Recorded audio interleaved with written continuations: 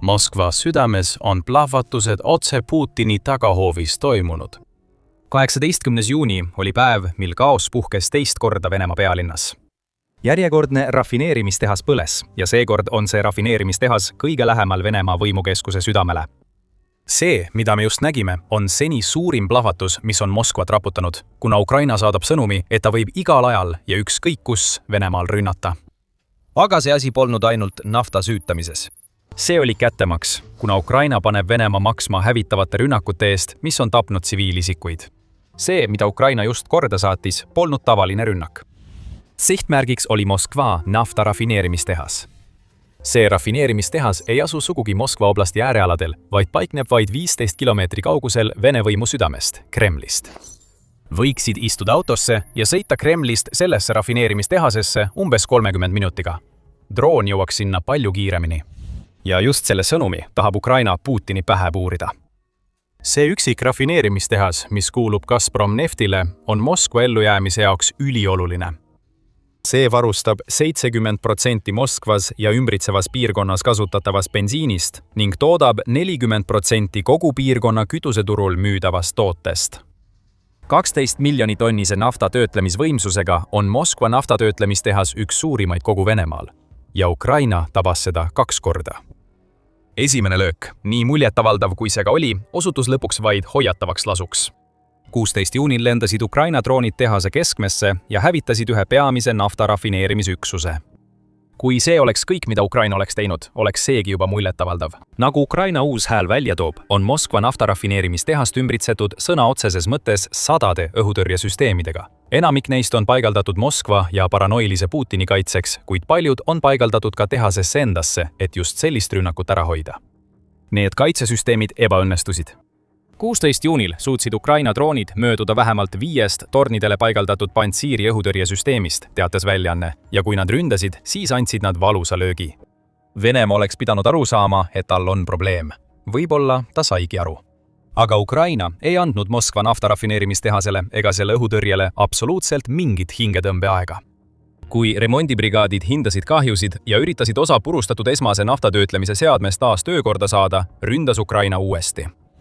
48 tundi hiljem, 18. juunil, lendasid veelgi rohkem Ukraina droone otse pealinna, möödudes Moskva naftarafineerimistehase õhutõrjest ja kukkusid oma sihtmärkidele laastavas kamikaatse rünnakus. Ainult et seekord polnud sihikule võetud vaid üks töötlemisseade. Kogu rafineerimistehas põleb pärast seda, mida Ukraina droonid sellega just tegid. 2 päeva jooksul tegi Ukraina täielikult naeruväärseks idee, et Moskva tähtsaim naftarafineerimistehas on kogu piirkonna üks kõige turvalisemaid objekte. Kohaliku aja järgi kell 4:40 hakkasid Telegrammis levima esimesed teated Ukraina droonide teisest lainest. Kell 5:14 ei olnud need droonid enam õhus. Nad tabasid sihtmärke, kui hakkasid saabuma teated plahvatustest rafineerimistehases. Kütusemahutid põlesid. Üks maailma kõige turvalisemaid objekte oli 2 päeva jooksul juba teist korda tabamuse saanud. Ja kui Kesk-Venemaa põles, hakkasid ilmuma videod. Telegrammi kanal Exilanova Plus, nagu sageli juhtub, oli üks esimesi, kes avaldas kaadrid. 18. juuni Telegrammi raportis, mis avaldati kell 5:48 hommikul. Seal jagati pilti, millel näib olevat põlev kütusehoidla. Kaasa lisatud videos, mis näib olevat filmitud elumaja aknast, on näha tohutu tulekahju ulatust, mis paiskab suitsu Moskva taevasse. Vladimir Putin, kes on end kaua aega kujutanud Venemaa suure kaitsja rollis, sai Exilanova Plussi jaoks pilkeobjektiks. Abitu vanaisa koputab kalli punkri laua peale, nutab ja karjub kättemaksu järele. Aga midagi uut pole, sest tsaar on alasti, teatas kanal lisades. Putini sõja tagajärjed videos müüt kättesaamatust Moskvast on lõpuks purustatud. Need sõnad teevad haiget Venemaa vananevale juhile, kui ta peidab end võimalikult kaugel Kremlist asuvas punkris. Aga veelgi valusam on see täiendav videomaterjal, mis on ilmunud Moskva tähtsaimast naftatehasest. Vaid 10 minutit pärast esialgset teadet avaldas Exilanova Plus veel ühe video. Me näeme põlevat torni ja palju suuremat suitsupilve kui varem, kuna Moskva rafineerimistehast haaravad mitmed tulekahjud. Ukraina FPV-1 droonid olid tabanud rohkem kui 1 kord. Kanal avaldas, et Moskva naftarafineerimistehases oli vähemalt 5 tulekahju veidi üle tunni pärast seda, kui Ukraina droone esmakordselt taevas nähti. See on katastroof Putini jaoks. Ukraina on äsja naeruvääristanud kõiki kaitsemeetmeid, mille Venemaa juht on oma kõige väärtuslikumasse linna rajanud. Aga loomulikult üritab Venemaa teeselda, nagu oleksid need kaitsemeetmed oma tööd teinud. Tavalised vabandused on juba välja toodud, nagu ka väited, et Venemaa õhukaitse tegi oma tööd. Moskva linnapea Sergei Sobjanin asus kohe kahjude kontrollimise režiimi. Ta väitis, et Moskva õhukaitse oli alla tulistanud üle 180 Ukraina drooni, mis on märkus, mis paljastab palju rohkem, kui Sobjanin ise mõistab. Olenemata sellest, kas allatulistamise väide vastab tõele või mitte, tähendab 180 drooni suurimat ühe päeva jooksul Moskva kohal lennanud Ukraina droonide arvu. Eelmine rekord püstitati 17. mail, kui lennus oli 120 drooni. Ukraina ületas selle rekordi kindlalt, saates Putinile hoiatuse, et droonirünnakud Venemaa pealinna vastu muutuvad siit edasi ainult suuremaks ja laastavamaks. Ja loomulikult toodi taas välja vana droonirusude ettekääne. Sobjanin ei paistnud vähemalt seda ettekäänet Moskva nafta rafineerimistehase puhul kasutavat, vaid ütles vaid lühikeses Telegrami postituses, et mõned Ukraina droonid jõudsid tehasesse, ilmselt lootuses, et see jääb tähelepanuta. See ei jää. 5 tohutut tulekahju, mis põlevad vaid mõne kilomeetri kaugusel Kremlist, tõmbavad kindlasti kõigi tähelepanu. Lisaks sellele väitis Venemaa linnapea, et Ukraina droonide rusud tabasid Sadovodi kaubanduskeskust, mis on linna suur elektroonikakeskus. Kannatanutest ei teatatud ja see ongi asja mõte. See oli Moskva nafta Ukraina päevakorras. Või peaksime ütlema Vene nafta üldiselt. Nii laastavad kui Ukraina rünnakud Moskva nafta südamele ka olid, te juba teate, mida me ütleme. Ukraina ei piirdunud sellega. Kui Moskva rafineerimistehas põles, lendasid veel rohkem Ukraina droone Rostovi oblastisse. Piirkonna kuberner Juri Slezar väitis, et piirkonda laskus 60 droonist koosnev parv ja need põhjustasid 2 tulekahju ärirajatistes. Nagu sageli juhtub, jäi tegelikkuse kajastamine sõltumatumate väljaannete õlule. Seekord oli selleks Astra Telegrami kanal ning 18. juunil avaldatud piltidel ja videotelt on näha suurt tulekahju, mis kanali väitel toimus Rostovi naftaterminalis. Supernova Plus jälgimiskanali avaldatud videomaterjali põhjal tuvastas Astra Osint analüütik, et tulekahju toimus Karl Marxi tänaval asuvas naftabaasis. Astra teatel filmiti kaadrid Kostjuskiina tänavalt. Ja kuigi meil pole palju teavet selle konkreetse naftabaasi mahutavuse kohta, saadab põlev nafta täpselt selle sõnumi, mida Ukraina soovib edastada. Poole vaheb, kuhu Venemaa oma sissetungi ülalhoidvaid ressursse peidab, Ukraina suudab selle üles leida ja droonidega tabada. Venemaa võib küll proovida väita, et tegemist on rusudega või õhutõrje eduga, kuid see, mida me nägime 18. juunil, oli täielik kaos, mille põhjustasid FP-1 droonid, mis mitte ainult ei jõudnud Moskvasse, vaid tabasid oma sihtmärke täpselt ja süütasid tulekahjud, mille kustutamine võtab Venemaal päevi aega. Rafineerimistehas, mis varustab Moskva tanklaid kütusega, on leekides. Kremli jaoks võis see tunduda maailma lõpuna, kui droonid tabasid vaid 15 kilomeetri kaugusel. Ja kui Moskva elanike jaoks polnud piisavalt hirmutav juba suits, mis täitis taeva ja plahvatuste järel lahvatanud leegid, siis veelgi murettekitavam on see, et nende juht polnud kohal, et midagi ära hoida. Kus viibis Putin Ukraina seni kõige jõhtrama rünnaku ööl Moskva vastu? Umbes 700 kilomeetrit oma võimukeskusest ida pool, Kazanis, kus ta kohtus Kagu-Aasia rahvaste assotsiatsiooni juhtidega, püüdes meeleheitlikult ärisidemeid luua ja majandussuhteid tugevdada, mida Putin vajab oma sõja jätkamiseks. Samas ajal põles Moskva kõige olulisem rafineerimistehas. Kõik Moskva lennujaamad suleti, Šeremetjevo lennujaamas evakueeriti reisijaid ja mõnel juhul toodi nad otse lennukitelt maha, mis olid just õhku tõusmiseks valmistumas, samal ajal kui Ukraina droonid lendasid.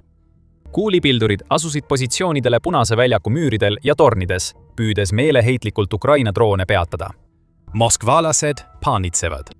Nad ei ole harjunud selliste rünnakutega ja kindlasti mitte sellises ulatuses, nii suures ulatuses, nagu Ukraina 118. juunil tegi. The Guardian kirjutab, et Moskva oli nii enesekindel, et midagi sellist, nagu just juhtus, ei saa tegelikult juhtuda, et isegi õhuhäire sireene ei käivitata, kui Ukraina droonid ilmuvad. Õhutõrje peaks need droonid hävitama, enne kui moskvalased neid näevad. Aga 16. ja 18. juunil paljastus selle väidetava kaitsemüüri haprus kogu Venemaa pealinna elanike silme all. Nad peavad nüüd leppima sellega, et Ukraina ründab Moskvat ja see on nende uus reaalsus. Aga Ukraina jaoks oli see midagi enamat kui lihtsalt tõestus, et nende FP-1 droonid suudavad Moskva südamesse rünnata. Vaid päev enne droonide lendu ründas Venemaa. Ukraina tahtis kättemaksu ja Moskva naftatöötlemistehase süütamine oligi nende kättemaks. Aga enne kui süveneme sellesse, mida Venemaa tegi, et esile kutsuda nii laastav vastulöök, tuletan kiiresti meelde, et te vaatate saadet Sõjaväeshow. Kui sa pole veel tellinud, siis nüüd on ideaalne aeg sellele nupule vajutada. 15 juuni on päev, mis jääb Kiievi elanike mällu pikaks ajaks, kuid kahjuks valedel põhjustel. Venemaa valis selle päeva, et vallandada rünnakute laine Ukraina pealinna ja teiste Ukraina piirkondade vastu. Putini päevakorras ei olnud ainult sõjalised sihtmärgid. Ukraina tsiviilelanike terroriseerimine oli kõik, mida Venemaa tahtis saavutada, ja just seda ta ka tegi. Venemaa rünnaku lõpuks oli vähemalt 11 ukrainlast surnud. 4 Kiievis, 5 päästetöötajat Harkivis, kes üritasid kustutada tulekahju ja vähemalt veel 2 mujal Ukrainas. Kiievi linnapea Vitali Klitschko teatas, et Venemaa rünnakute tõttu jäi 140 000 tema linna elanikku elektrita. Ukraina president Volodymyr Zelenski teatas hiljem, et Venemaa 611 drooni ja 70 raketti olid vigastanud 53 inimest üle kogu Ukraina. Kuid nii ränk kui ka pole, see, et Venemaa kasvatas ÜRO inimõiguste ülemvoliniku büroo poolt 31. mai seisuga vähemalt 62 716 kinnitatud tsiviilohvrite arvu, ületas Venemaa 15. juunil veel ühe piiri, mida ei tohiks kunagi ületada. See tabas kloostrit. Ja mitte lihtsalt mingit kloostrit, vaid UNESCO maailmapärandi objekti. The Guardian teatab, et Uinumise katedraal, mis asub Kiievi Počarski Lavra kloostrikompleksis, sai Venemaa raketi- ja droonirünnakute tagajärjel tõsiselt kahjustada. See on terrorism. Putini teadlik katse hävitada üks kogu Ukraina tähtsamaid religioosseid ja kultuurilisi paiku. Ja et veelgi haavale soola raputada, ründas Venemaa ka Aleksander Dovženko riiklikku filmistuudiot, kus asub Ukraina suurim ja vanim kostüümikogu. Põleva kloostri kaadrid avaldas Euronews ning need näitavad, kui ulatuslik kahju on tekitatud nii olulisele Ukraina mälestusmärgile. Tulekahju möllab otse katedraali südames ning näeme, kuidas tuletõrjujad üritavad leeke kustutada, kuid kahju on juba tehtud. 15 juuni oli päev, mil Venemaa ründas Kiievi südant. See, mida me siin näeme, on sõda kogu Ukraina kultuuri vastu. Putin püüab hävitada kõik, mis teeb Ukrainast selle, mis ta on, kui ta halastamatult püüab riigilt võtta suveräänsuse ja sundida seda saama Venemaa osaks. Selles 2 rünnakust rääkivas loos näeme erinevust Ukraina ja Venemaa vahel. Putin tahab külvata hirmu. Talle ei ole oluline, mida Venemaa droonid ja raketid tabavad, peaasi, et need tabaksid midagi Ukraina oma. Tegelikult on Putini jaoks isegi parem, kui tsiviilisikud hukkuvad ja kirikud põlevad. Kõik käib selle ümber, et hirmutada Ukraina rahvas alistuma. Aga Ukraina tegutseb täpselt. Kui ta kätte maksab, siis ta ei sihi meelega Vene tsiviilisikuid. Ukraina hävitab rafineerimistehaseid, hävitab naftabaase, korraldab lööke Putini sõjamasina vastu, mitte nende inimeste vastu, keda ta on oma ego paitamiseks sõtta tirinud. Zelenski kasutas X-i platvormi, et sellele tähelepanu juhtida pärast rünnakut Moskva naftarafineerimistehasele ning rõhutas ka seda, kui õigustatud on Ukraina, kui ta sihib Venemaa südant. See on täielikult õigustatud vastus Venemaa rünnakutele meie linnade ja kogukondade vastu ning järjekordne oluline tulemus meie sõdalaste tööst rajatiste vastu, mis toetavad Venemaa sõjamasinat, kuulutas Zelenski. Enne kui ta lisas, viimastel päevadel on kõik meie partnerid märkinud meie keskmaa löökide ja kaugmaa sanktsioonide täpsust ja tõhusust. On aeg, et sõda lõppeks ja Venemaa peab astuma vajalikud sammud diplomaatias. Moskva on just tundnud Ukraina droonide ulatust. Kuid siin on oluline täpsus. Kui Venemaa on rahul sellega, et tabab kõike, mida suudab, siis Ukraina kulutab sõjamasinat järk-järgult. Põleng põlengu järel sunnitakse see masin seisma. On saadetud veel üks sõnum. Kätte on makstud. Aga Putini jaoks pole kogu selle juures tegelik probleem ainult see, et Moskva on nüüd sihtmärk, mis on juba iseenesest katastroof, vaid ka see, et Ukraina rünnak ei ole ühekordne juhtum. See, mis just juhtus Moskva naftarafineerimistehases, on midagi, mida Ukraina saab teha ikka ja jälle. Ning 18. juunil kasutatud FPV-1 droonid on selleks võtmetähtsusega. Palju on räägitud Firepointist ja selle FPV-5 ehk Flamingo drooniraketi hübriidist ja põhjusega Flamingo on surmav. Kuid rääkida Ukraina süvalöödistrateegiast, võib FPV-1 olla kõige olulisem droon, mis Ukrainal oma arsenalis on. Juba ainuüksi tehnilised andmed näitavad, miks see droon on Venemaa jaoks pidev ja kasvav mureallikas. FP1 suudab lennata 1600 kilomeetrit, mis tähendab, et mitte ainult Moskva jääb selle lennuulatusse, vaid sihtmärgiks muutub iga sõjaline ja energiarajatis, mis ei asu Venemaa kõige kaugemates piirkondades. Selle drooni kannab 160 kilogrammi kaaluvat lõhkepead, mis ei pruugi olla Ukraina kaugmaa ründevahendite seas suurim, kuid sellele tulejõule lisandub täpsus. Tänu multimodaalsele navigatsioonisüsteemile, mis kasutab satelliitnavigatsiooni, GPS-i ja isegi Venemaa GLONASS-süsteemi ning ühendab need inertsiaalse navigatsioonisüsteemiga. FP1 jõuab sinna, kuhu vaja ja tabab oma sihtmärki enamasti väga täpselt. Aga Venemaa jaoks on peamine mure hind. Droonid, mis süütasid Moskva suurima rafineerimistehase, maksid Ukrainale ehitamiseks vaid $5,000–55,000, teatab Ukraina uus häälekandja. Ja see madal hind tähendab, et masstootmine on reaalsus. Ukraina kaitsetehnoloogia kogukonna turg avaldab, et FP1 toodetakse suurtes kogustes, iga päev ehitatakse kuni 100 drooni. Kui me ütlesime, et Putin ei saa eeldada, et viimane rafineerimistehase rünnak oli ühekordne, siis just see ongi põhjus.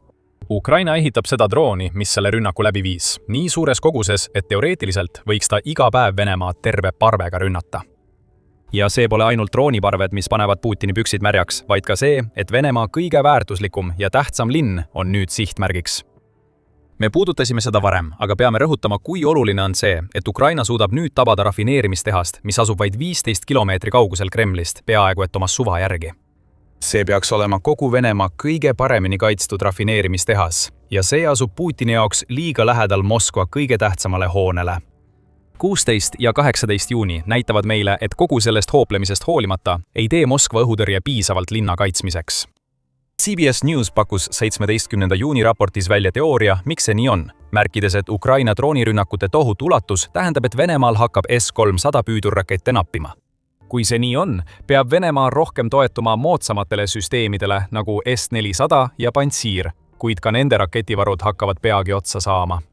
Tõenäoliselt nägimegi seda Moskvas. Tuletame meelde, et The Guardian teatas, et Venemaa paigutas kuulipildujatega sõdureid tornidesse, et Ukraina droonidega toime tulla, ja see ei ole asi, mis peaks juhtuma Venemaa pealinnas. Putini uus reaalsus on see, et ta ei suuda enam kaitsta seda üht linna, mida ta soovis hoida Ukraina sõjast puutumata. Moskva pidi jääma puutumatuks, kuid iga kord, kui Ukraina droonid tabavad oma sihtmärke, saab Putini kui kaitsja maine kahjustada ja Venemaa juht on alandatud.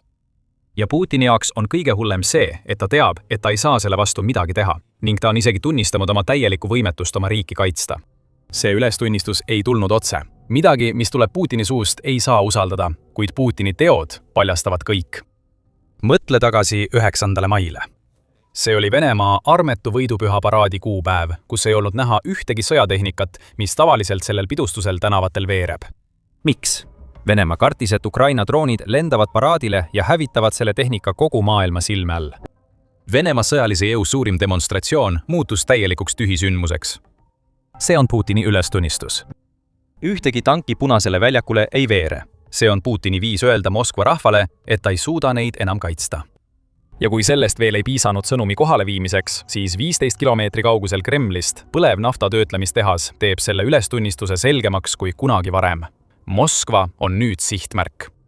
Linna õhutõrje on paljastatud. Sõjamasinale olulisi rajatisi tabatakse ning iga päev ehitab Ukraina 10 uusi droone, mida Venemaa pole suutnud peatada. Surve Putini peale kasvab, nagu see ka peaks. Lõppude lõpuks pole see ju esimene rünnak Moskva vastu lähiajaloos, vaid kuu aega varem, peaaegu samal päeval, korraldas Ukraina mitmepäevase droonide, rakettide ja liukpommide rünnakute laine Moskva vastu. See on lugu varjatud sabotaažist, läbikukkunud kaitsetest ja räsitud Vene sõjamasinast ning sellest kõigest saad rohkem teada, kui vaatad meie videot. Ja kui sulle see video meeldis, siis ära unusta tellida The Military Show'd, kui jälgime Ukraina teekonda süvalöögi hiidlaseks saamisel. Aitäh vaatamast!